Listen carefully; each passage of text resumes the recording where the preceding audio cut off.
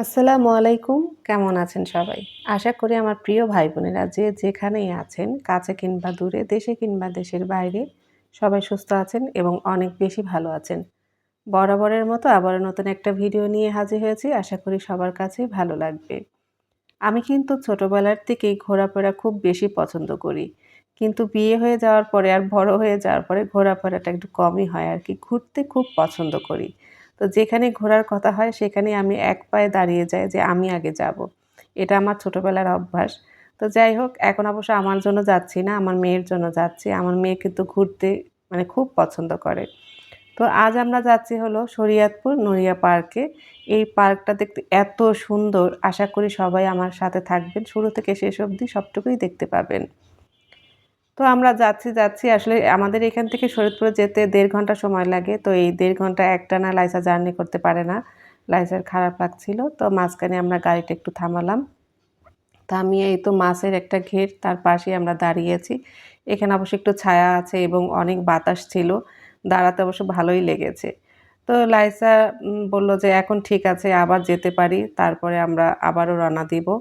আসলে ১.৫ ঘন্টা আমাদের জন্য কম সময় হলেও বাচ্চার জন্য আসলে অনেকটা সময়। ও আসলে একটানা জার্নি করতে পারে না।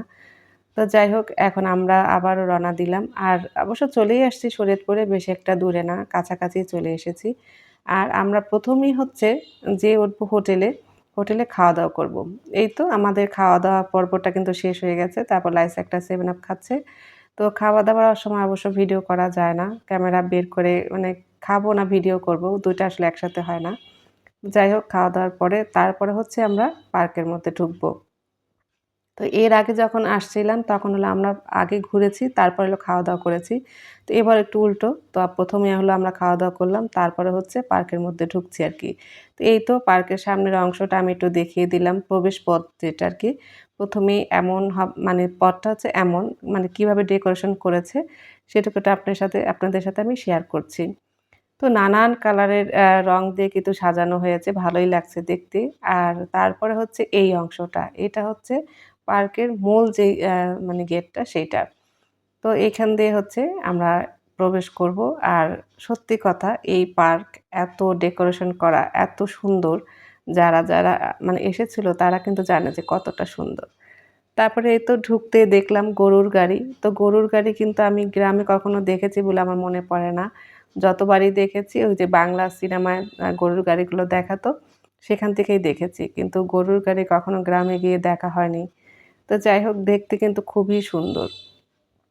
তো আমি আসলে আজকে একটু কথাটা কম বলবো, শুধু দেখিয়ে যাবো যে কতটা সুন্দর। আমি জানি না যে আমার এই ছোট ক্যামেরায় এত কিছু ধারণ করতে পারবো কিনা। খুবই সুন্দর। তো এটা হচ্ছে চিড়িয়াখানা, তার মধ্যে আবার চিড়িয়াখানা বানিয়েছে। তো এবার আর চিড়িয়াখানার মধ্যে ঢুকবো না। কারণ এর আগে ঢুকেছিলাম। চিড়িয়াখানার মধ্যে বেশি একটা পশু-পাখি নেই বলে আর লাইসা এবার গেল না। আমিও আর ঢুকলাম না। তো যাই হোক এই তো লাইসা দাঁড়িয়ে আছে। সারাটা দিন আজ লাইসার সাথে খুব আনন্দ করলাম এই পার্কে। আর এটা হলো ঈদের পর দেখে অনেক মানুষ ছিল। সচরাচর আসলে মানুষ খুব কম দেখা যায়। কারণ ছুটি ছাটাতে কিন্তু মানুষ বেশি আসে। তো আমি সবাইকে রিকোয়েস্ট করব যাদের ঘরে ছোট, ছোট বাচ্চারা আছে তারা কিন্তু ঘুরতে আসতে পারেন। আমি যখন আজ এসেছিলাম প্রচুর মানুষ দেখেছি, অনেক মানুষ। এই তো আমি সবকিছু একটু ঘুরিয়ে দেখাচ্ছি। কোথায় আমার সবচাইতে বেশি ভালো লেগেছে সেই জায়গাটাও শেয়ার করব। তো এটা হলো সবই বাচ্চাদের খেলার জায়গা আরকি। তো মূলত পার্কটা মানে বাচ্চাদের জন্যই। আর বড়রা ঘুরতে আসে। চাইলে কিন্তু পিকনিকও করতে পারেন। এখানে আমি যতবার এসেছিলাম দেখলাম যে পিকনিকের দলরাও কিন্তু এসেছে এখানে পিকনিক করেছে। এই জায়গাটা থেকে আমার ভালো লাগা হচ্ছে শুরু। এই জায়গাটা থেকে আমার অনেক বেশি ভালো লাগে। একদম খোলামেলা। আর আজ যখন এসেছিলাম এত বাতাস ছিল, প্রচুর বাতাস ছিল। এই বাতাসের মধ্যে ঘোরাফেরা কিন্তু মজাই আলাদা। আর চাইলে কিন্তু আপনি বোটেও চড়তে পারেন। এখানে বোটের সিস্টেম করা আছে আরকি। তো এত বাতাসের মধ্যে গ্রামে গিয়ে আসলে নৌকায় চড়া তো এখন আর সম্ভব হয় না। তো চাইলে নৌকার স্বাদটা কিন্তু এখানেই পূরণ করতে পারেন। আমার কাছে তো খুবই ভালো লেগেছে। আর লাইসা সারাদিন খুব আনন্দ করেছে।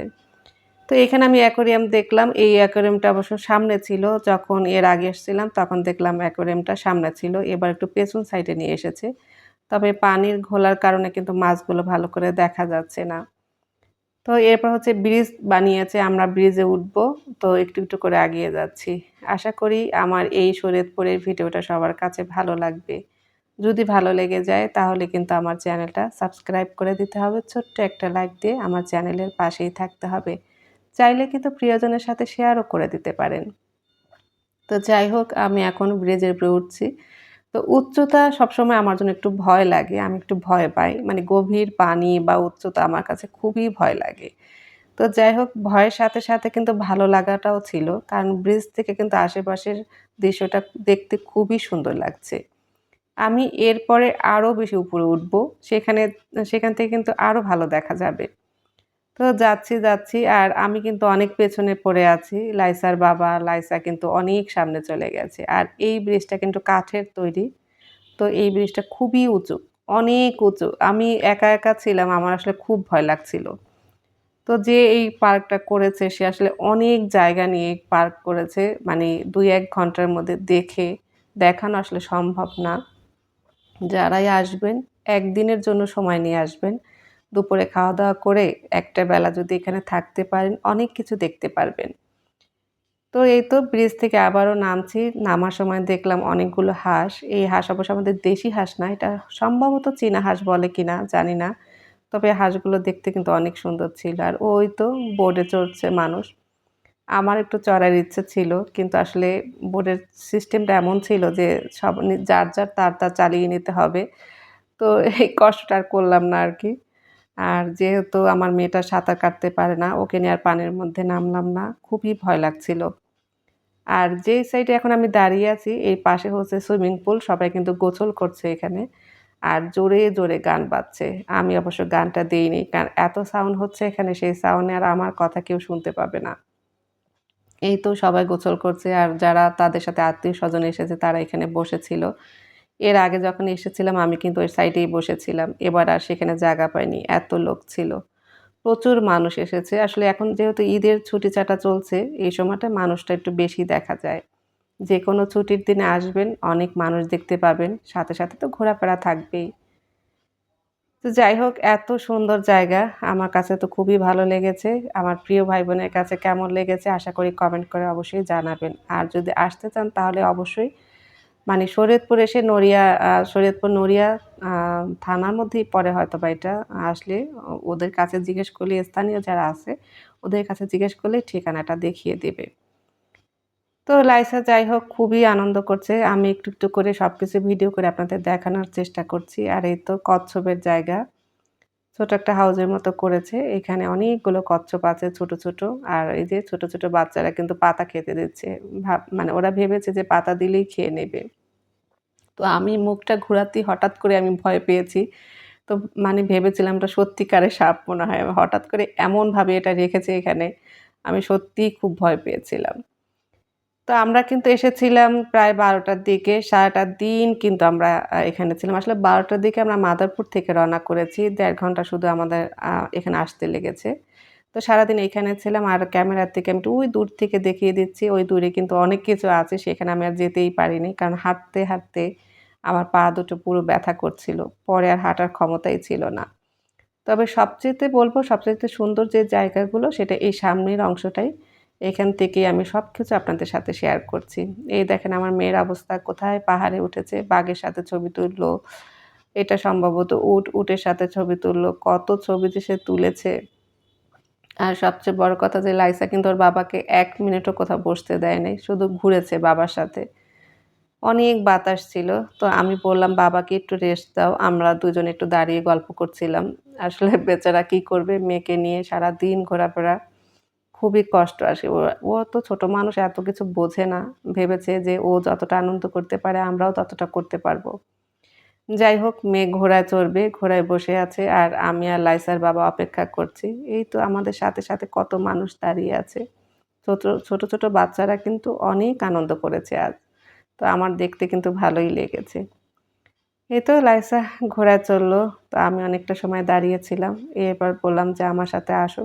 সামনে চলে যাবো। সামনের দিকটা চেয়ার আছে, ওইখানে কিছুটা সময় বসবো।" তো লাইসা কিন্তু আরো আনন্দ করতে চাচ্ছে, এখন আর যেতে চাচ্ছে না। যখন বললাম যে, "চলো এখন আমরা চলে যাই। অনেকটা সময় হয়েছে। এখন আর সে যাবে না।" সে আরও কিছুটা সময় থাকবে। তো এইখান থেকে আমরা চলে যাব অবদার মানে অবদার গেট বলতে একটা জায়গা আছে নদীর পাড়, সেইখানে যাব। তবে সেই ভিডিওটা আজ দেখাবো না। সেটা শরীয়তপুর পার্ট 2 তে দেখানো হবে ইনশাআল্লাহ। সেই জায়গাটা আরও বেশি সুন্দর আমার কাছে। কারণ আমি তো গিয়েছিলাম সেখানে এত বাতাস ছিল, এত লোক ছিল, সবকিছু মিলিয়ে অসাধারণ ছিল। নদীর দৃশ্যটা দেখতে খুবই ভালো লেগেছিল। তবে সেইটা এর পরবর্তীতে দেখতে পাবেন। যাই হোক, লাইসার আনন্দ করা তো আর শেষই হচ্ছে না। তো অনেকটা সময় হয়ে গেছে। আমি বারে বলতেছি, "চলো, চলো।" আসলে সত্যি কথা বলতে আমারও যেতে ইচ্ছে করছিল না। এত বাতাস ছিল আর এত মানুষ ছিল। ভেবেছি এখানে শুধু বসেই থাকি। তো কথা বলতে কিন্তু পড়ন্ত বিকেল হয়ে গেছে। এবার না বেরোলেই না। সবাই কিন্তু চলে যাচ্ছে। আসলে সবাই না, কেউ চলে যাচ্ছে। তো আমি লাইসাকে ডাকছি। লাইসা তো আনন্দ করেই যাচ্ছে। আমি বললাম যে, "চলো এরপর আমরা চলে যাই।" যাই হোক আশা করি সবার কাছে ভালো লেগেছে। আজ এই পর্যন্তই।